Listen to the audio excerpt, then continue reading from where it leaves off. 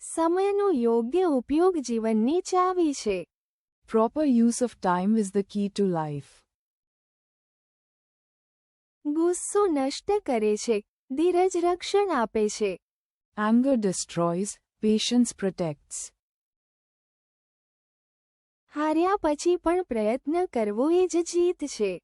Trying even after losing is victory.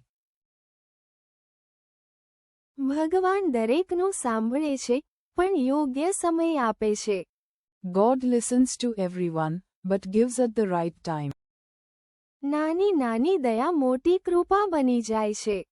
Small kindnesses become big blessings. જે લોકો ખુશી ફેલાવે છે, ભગવાન તેમને વધારે ખુશ રાખે છે.